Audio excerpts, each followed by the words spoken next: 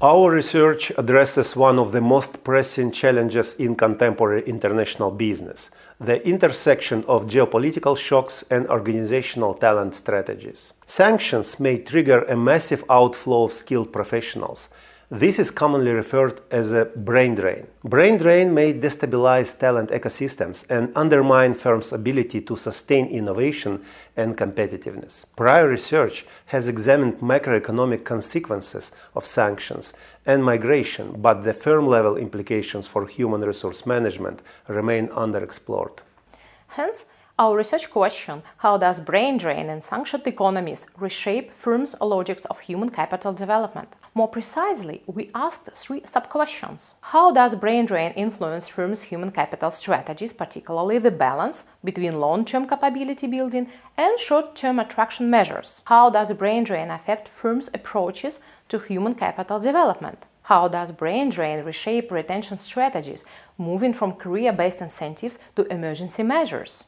Traditionally, human capital theory states that investments in education, training, and health yield measurable returns in productivity and economic growth. However, in the context of sanctions, these assumptions collapse. Firms cannot rely on predictable labor markets or stable institutional environments, forcing a shift from proactive human capital accumulation to reactive substitution.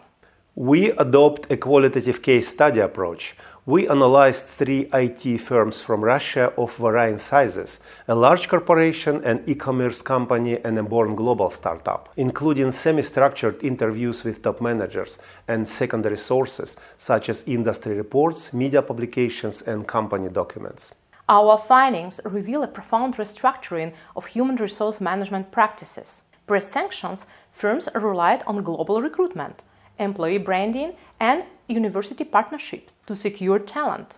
Post-sanctions, these pipelines collapsed due to restricted mobility and declining institutional legitimacy. Most training programs, leadership development initiatives, and innovation pipelines were suspended across cases. Remote work further complicated collaboration, weakening mentorship, and slowing knowledge transfer. This retreat from developmental investments signals a shift from human capital accumulation to its containment. Retention strategies collapsed into emergent measures. Firms abandoned career-based incentives in favor of monetary bonuses, salary hikes, and international relocation. Despite differences in size and resources, all firms exhibited a breakdown of the integrated human capital cycle. Attraction, development, and retention, traditionally mutually reinforcing, became fragmented and reactive.